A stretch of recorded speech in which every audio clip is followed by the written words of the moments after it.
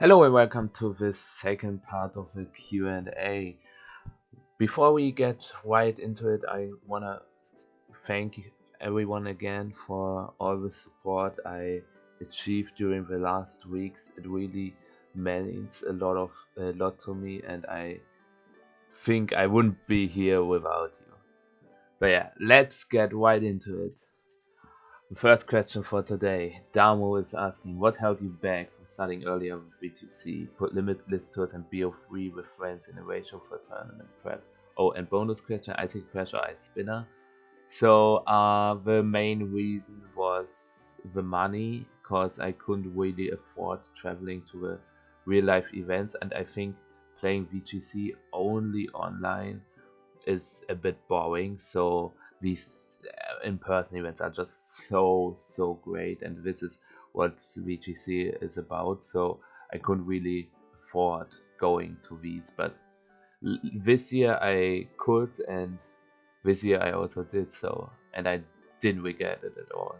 And I think Icicle Crash is the better move, just avoiding the contact, and I think the extra damage against Flutter Main is also really helpful, because some are only read for Ice Spinner, and having the option to OKO some Flutter Mains is really great. I think it's just, and also you have the flinch shots, but you all can also miss. But overall, Icicle Crash is the better move for me.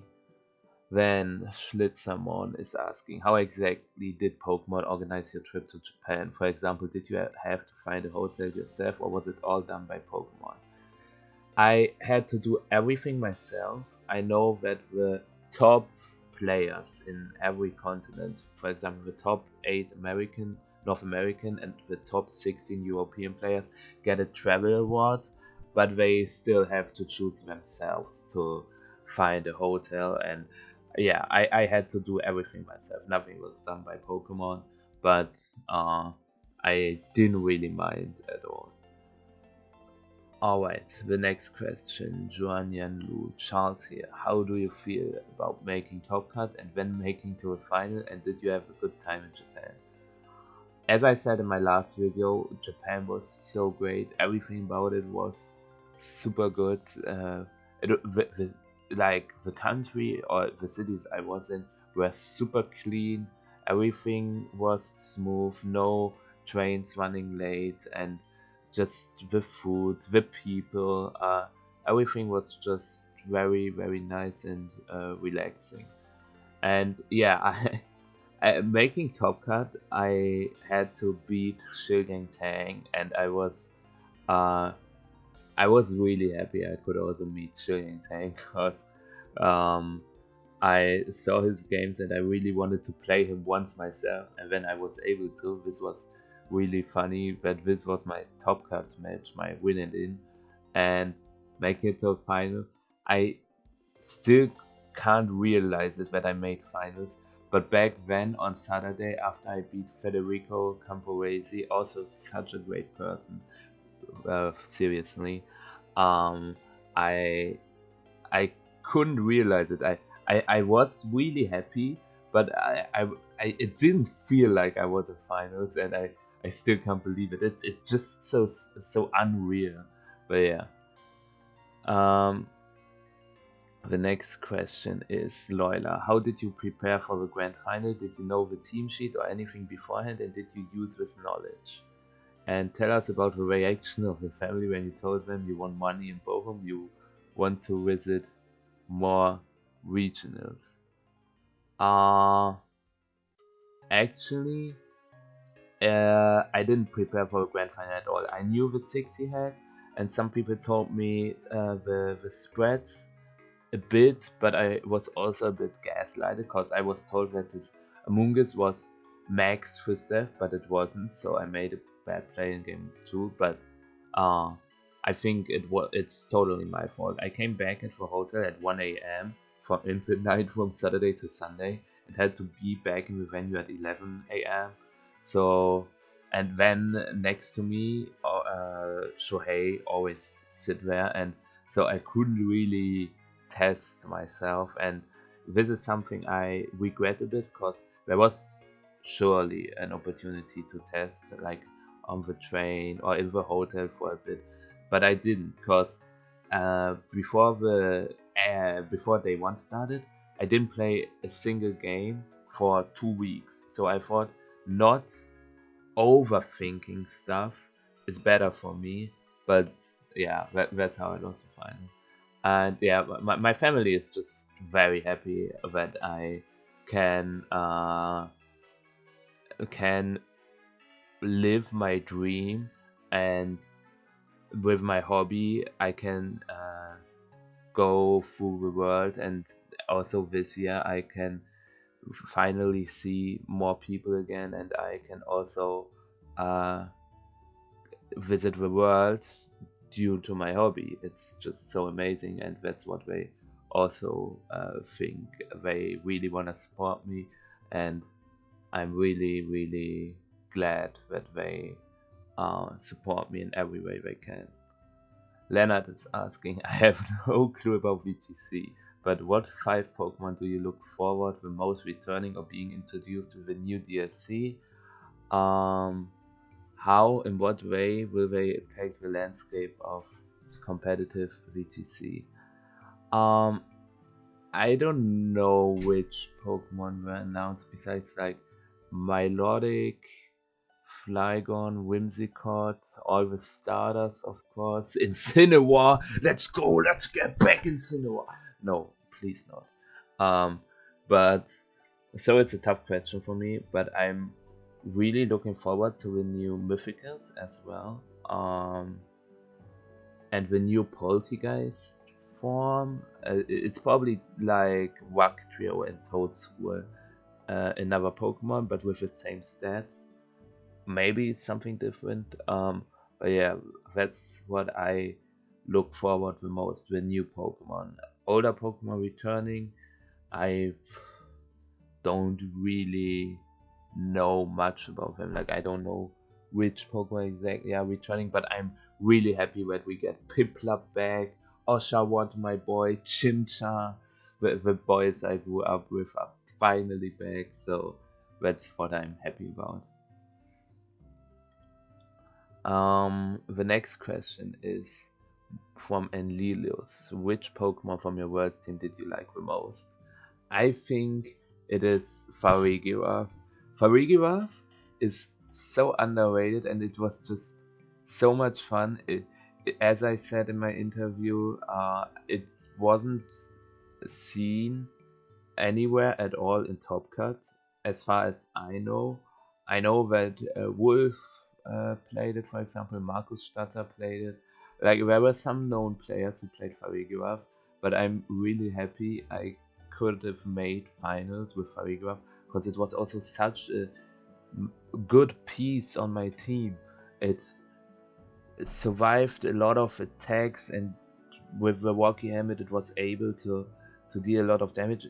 Farigiraf solo carried me in the top 8 and in the semifinals match. So it is just so good. And the other Pokemon I'm really proud of is Dragapult, because Dragapult just did so much damage, it's insane. I'm currently finishing my team report, and when you see the calcs, you will literally you will be speechless. Like Dragapult with Champo on the field can OKO Amoonguss with Terra Phantom Force. If they are 156 bold Amoonguss, it's just so crazy. So these two are definitely my favorites. David Part is asking, is there anything you learned from random battles that helped you learn VGC? Yes. I started random battles back then in 2015 or 14, and that's where all my knowledge comes from. I think I'm able to say if a Pokemon can learn a certain move or not. I can say the speed stat for sure, and also the other stats probably as well. And from random battles, I just learned everything about every single Pokemon, even the little cup Pokemon I learned a bit from other formats, but they are not really a part of VGC, I think. Murkrow is a big one, but I think we all know what Murkrow does nowadays. But yeah, I think random battles just help me getting the knowledge and the common sense about Pokemon. Jake is asking, how does your experience in singles and rankeds impact your ability in VGC? Do you have a favorite format? As I said before, I think the experience is just so useful if you want to learn a new format. Because I also think that VGC players who are trying to play Sky and Violet overused format on Smogon now wouldn't be as bad as some people might think. Because I think Pokemon is still Pokemon, and you can put the experience you learned into a new format as well. And my favorite format, it's tough. I like playing random battles casually when I have nothing to do and I just want to be number one on the ladder. It's just always a goal for me. And VGC is just so much fun because of all the events and all the interactions you have during the game. And singles, I have my goal in Smogon to get every trophy. So I think I can't recall a favorite format. I think all of them are special for me. Mousehold fan, Grandma's Cooking is asking, I know you were having trouble with getting to Worlds and were back and forth on if you were going or not. What was the spark that finally told you I have to go to Worlds no matter what? It was my friends, the German elite, Markus, Billa, Siddharthi Fais, Maurice, just all convinced me to go there. I really couldn't afford it, but with some financial support from them, and also I am so thankful for them. They really, I sometimes thought that they want me to go more than I want to do myself, but they also said that I could just sell my competitor stuff and get the money back. It was just super tough to book the flight and the hotels because obviously if you get there you can sell it back, but first of all you have to get there, and thanks to their support I got there, and I'm really happy that I can call them my friends because they are the biggest support I had in the last few weeks, and it's just such a joy being with them. Alright, Juan Ortiz is asking, are there any fundamentals for singles that you feel gave you an edge when transitioning into VGC and that could have accelerated your growth process as a player? If so, which are they? It's just experience again. I think if you learn a certain format and you are really good at it, it also transitions into another format. Even if it's completely different, it's still the same game, the same Pokemon. So that's what I think the main reason is. Knusprige Milch is asking, which matchups were favorable for your team and which weren't? So I think my team has a lot of good matchups. There was not a single bad matchup. Like the Trick Room teams I can shut down with Farigiraf. Against Tailwind teams I can Trick Room with Farigiraf. Like in all speed control games, be it Trick Room, Tailwind, or Priority Spam, I can just bring Farigiraf and be in a good spot. And against the balance-ish teams with Amoonguss, Iron Hands, I can just bring Dragapult Chien-Pao and burst with sheer power through the team. And that's why every matchup felt possible, and I could have won every match. My only losses were Emilio Forbes and Shohei Kimura, so I think it's just a very good team with no bad matchups at all. Literally, I think every matchup was playable. Rob Parrots is asking, name a VGC player that you couldn't beat. As I said, in the tournament itself, I couldn't beat Emilio, and my finals game obviously Shohei Kimura. But other than that, there's a certain player I still wanna beat because he has always won against me in the online tournaments, and this is Marco Silva, number one in Europe in the leaderboard of 2023. And I wish I can finally beat Marco in a best of three. This is my goal, and yeah, this is a player I couldn't beat, and there are obviously some more. Markus Statter is also 1-0 against me. I also wanna beat him for the Bochum top 8 game. And yeah, also Juan Manuel Rios, OGL Sola, my stream match in Utrecht, which I also barely lost. Also a really good friend I made over the last couple months. I I also wanna beat him because he's my rival. Back then in Utrecht, after Utrecht, I always followed him and wished him the most luck, and I was hoping that he make it to Worlds, and he made it to Worlds, and he also had a solid day 1-1 with 4-3, but unfortunately he didn't make it. But next year, we will be there in Top Cut together. Rose Anders is asking, how long was Farigiraf a focus for your team building, and would love to hear your thoughts on its prospects going into Regulation E with a couple new priority moves being announced. I think, I wanted to block priority for Dragapult, mainly the Sucker Punch from Shenpao. So I was thinking, which Pokemon is the best at?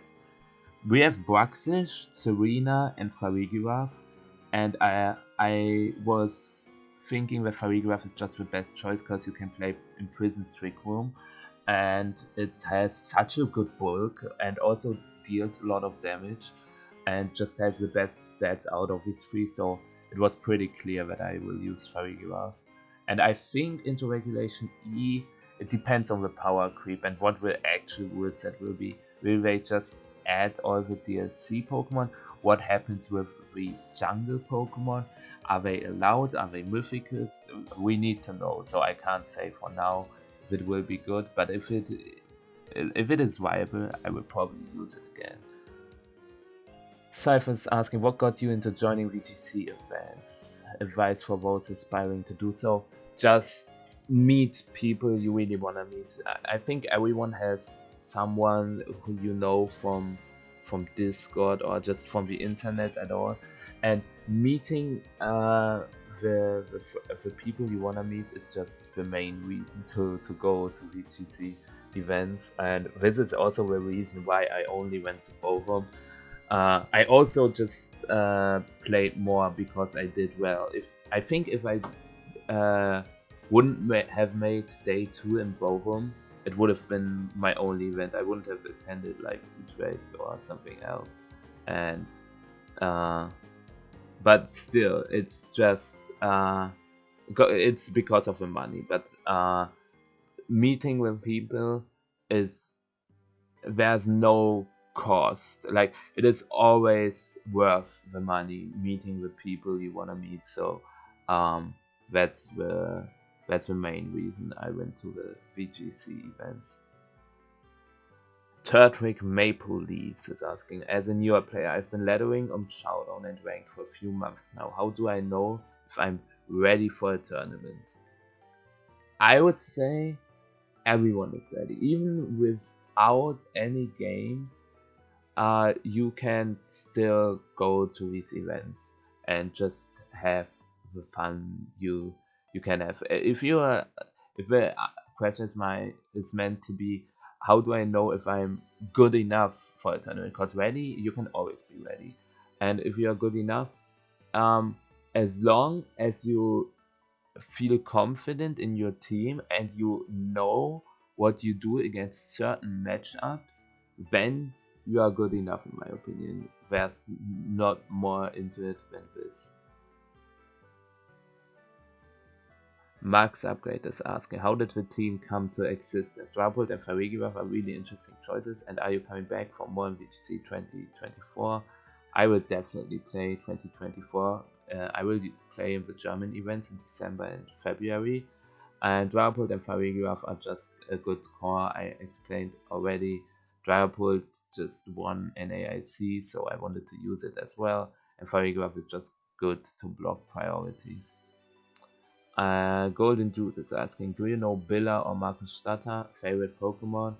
Yeah, I know both of them. They supported me a lot over the last few weeks, and I'm really glad I was able to meet them, and I'm really looking forward to the next few months to see them again and do stuff together again. And my favorite Pokemon is Victini. Victini is so great. I grew up with the fourth and fifth generation, and Victini is the first Pokemon, the Pokedex of the fifth generation, and it's cute, it's strong, it's the winner Pokemon, so everything just works together, and that's what I really like about Victini, and it's just so cute. The next question is, what's your opinion on the less used Paradox mons? Iron Threads, Valiant, Screamtail. The problem is that they all exist, but they are all not pretty good. My team actually struggles a bit against Iron Threads. I remember a Limitless tour where I had to play against attack booster Adamant, against Adamant attack booster Iron Threads together with Tornadus. It was a bit scary because the EQs really hurt a lot, and the Steel typing was a really good defensive type, and it was Terra Dragon. It was really scary, and I think Iron Valiant has also some cool tools like Icy Wind and Destiny Bond and Anchor. But if you have Fluttermane is just with better Iron Valiant. And Screamtail is actually pretty cool. It's bulky, it can have Perish Song, Anchor Disable is a good combination, and Screamtail is a good supporter. The next question is, what advice would you give new players about team building and practicing to become better players? My advice is to there are certain websites like Pigalytics that really help, especially newer players, to know what certain Pokemon do, what the usage is, and what spreads Pokemon usually run. And you can, for the first few days and weeks, you can just use the spreads Pigalytics suggests, and I think the reason to, or the how to get better at team building is just try a lot of different stuff and see, and then you should practice with the stuff, and through the practice you will see where the problems of these teams or of the team is, and then you can try to optimize the team to negotiate these problems you had, so you have a better matchup against the problem you had when you test again, and then you might see that you don't have any problems anymore, but you have problems on another matchup, and you try to optimize this as well, and then you can have a team which works well into the common matchups. That's what I usually would do. Brandon is asking, as a player in your first season, what were the most important lessons you learned as you went through each event? The most important lesson is that you should always be nice to your opponents. I had 2 opponents which were not nice to me, unfortunately, but having a little small talk before the game really helps me, at least, to relax my nerves. Maybe also for the opponent, because you don't feel the pressure anymore if you are just having a good small talk. And another lesson I learned is that you should always um, have a water bottle with you, because some events are really tedious. Like uh, I think day 2 of Worlds ended. It started at 9 a.m. and ended at 10 p.m. So it was 13 hours of play, and obviously a lot of breaks. But uh, having some food and drinks is really important, and also just having the correct mindset for every game. Don't tilt, don't rage, just try to be happy. Throughout the entire tour. Lidos is asking, what was the most interesting and closest set you had at the Worlds, and how did you handle the sudden death at day 2? The most interesting and closest set was probably... There was one game where my Farigiraf survived with 1 HP, and in game 3, and this won me the game. It was a Terra Surging Strikes from Urshifu with Champa on the field, and I survived with exactly 1 HP. Or against the French guy I played in round 3 in day 2. Unfortunately, I forgot his name, I'm sorry. Really good player. He read me like a book, and when it came down to outrage, like if he clicks Stomping Tantrum against... I had Heatran Dragapult on the field, but I can still Terra my Heatran, and he has a Choice Band Dragonite on the field, and it depends if he clicks Stomping Tantrum or Outrage. He clicked Outrage, and I didn't Terra. The first Outrage went into Dragapult, which was not on the field because of Phantom Force, and then the next one went into Heatran, so I got a bit lucky there, but it was a super close set, and but the closest set was obviously the tiebreak or the Sun Death, because in the Sun Death, in the first turn, I clicked Terra Dark, Sucker Punch, Aqua Jet with my Urshifu and Champao on a Pokemon that switched on a Goldango, which switched into Amoonguss. So my Champao dropped to its Focus Sash, and I only did 10% to Amoonguss, and I'm locked into Aqua Jet. So I switch out, and then my Aqua Jet gets Rage Powdered, and then I'm in a super bad spot, but I made a hard read in the third turn, and then got a kill, so it was 4-3, and that's how I won the Sun Death. But it was so sweaty and painful, not gonna lie. It was a crazy set.